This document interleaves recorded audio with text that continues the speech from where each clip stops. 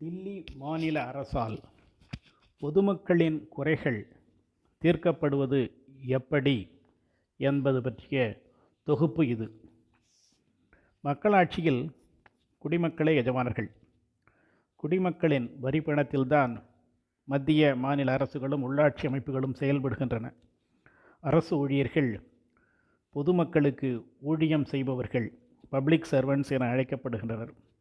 பொது ஊழியர் பதவியேற்கும்போது இந்திய இறையாண்மைக்கு உட்பட்டு நேர்மையுடன் செயல்படுவேன் என கூறித்தான் உறுதிமொழி ஏற்கிறார்கள்.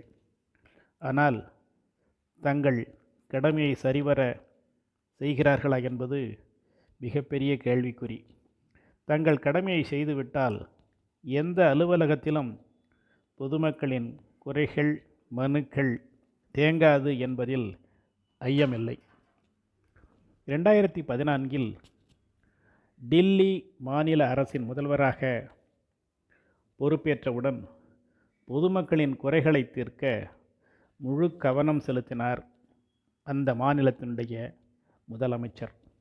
அதற்காக ஜனதா தர்பார் எனும் பொதுமக்கள் குறை தீர்க்கும் முகாம்களை நடத்தினார்கள். ஒரு கூட்டத்தில் 50,000 பேர் குறைகள் பற்றி மனு கொடுக்க கூடிவிட்டமையால் கூட்டத்திலிருந்து பாதியிலேயே வெளியேறும் சூழ்நிலை ஏற்பட்டது. 15/1/2014 பொதுமக்களின் குறைகளை தீர்க்கும் வழிமுறை பற்றி மின் அஞ்சல் டில்லி மாநில தலைமைச் செயலருக்கு என்னால் அனுப்பப்பட்டது. அதனுடைய சாராம்சம் இதோ. ஒவ்வொரு ஊரிலும் உள்ள விஏஓ மற்றும் ஊராட்சி மன்ற செயலர் அந்த ஊரிலுள்ள மக்களின் அனைத்து குறைகளையும் கேட்டறிந்து அவர்களால் இயன்றவற்றை செய்து முடித்துவிட்டு முடியாதவைகள் பற்றி அவர்களது மேலதிகாரிகளுக்கு தெரிவிக்க வேண்டும். அதாவது விஏஓ தனது சக்திக்கு உட்பட்டு குறைகளை நிவர்த்தி செய்துவிட்டு தம்மால் முடியாதவைகளை தமது மேலதிகாரியான தாசில்தார் எனும் வருவாய் வட்டாட்சியருக்கு அனுப்பி வைக்க வேண்டும். அதேபோன்று ஊராட்சி செயலர் தனது சக்திக்கு உட்பட்ட குறைகளை நிவர்த்தி செய்துவிட்டு தம்மால் முடியாதவைகளை தனது மேலதிகாரியான வட்டார வளர்ச்சி அலுவலருக்கு தெரிவிக்க வேண்டும். தாசில்தார் தன்னால் இயன்ற குறைகளை நிவர்த்தி செய்துவிட்டு இயலாதவைகளை அந்த மாவட்ட ஆட்சியரின் கவனத்திற்கு கொண்டு செல்ல வேண்டும். அதேபோன்று பிடிஓ எனப்படும் வட்டார வளர்ச்சி அலுவலர் தம்மால் முடிந்த குறைகளை நிவர்த்தி செய்துவிட்டு முடியாதவைகளை மாவட்ட ஆட்சியரின் கவனத்திற்கு கொண்டு செல்ல வேண்டும்.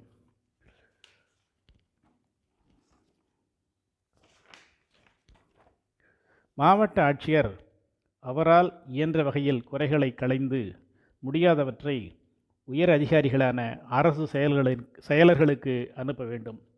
அரசு செயலரும் தம்மால் இயன்றவற்றை செய்து முடித்துவிட்டு முடியாதவைகளை, குறைகளை தீர்க்க முடியாதவற்றை தீர்ப்பதற்காக கொள்கைகளை உருவாக்கி அவற்றை முதலமைச்சரின் கவனத்திற்கு கொண்டு செல்ல வேண்டும் என சுட்டிக்காட்டப்பட்டிருந்தது அந்த மின்னஞ்சலில்.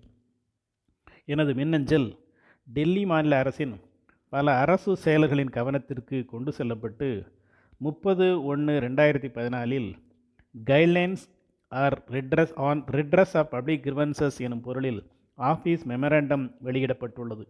அதன்படி அனைத்து அலுவலகங்களிலும் தினசரி தலைமை அலுவலர் காலை 10 முதல் 11 மணி வரை பொதுமக்களின் குறைகளை கேட்க வேண்டும், மனுக்களை பெற வேண்டும், பெற்றுக்கொண்ட மனுவுக்கு உரிய அத்தாட்சி வழங்க வேண்டும், எவ்வளவு நாட்களுக்குள் அக்குறைகள் களையப்படும் என்பதை தெரிவிக்க வேண்டும் போன்ற குறிப்புகள் அதில் அடங்கும். இதனால் டில்லி மாநில அரசில் குறைகள் குறைந்து நிறைகள் நிறைந்தன. இதனால் மக்களாட்சியின் உண்மையான ஜனநாயகம் மிகுந்த மாநிலமாக உருவாகியுள்ளது என்பது குறிப்பிடத்தக்கது.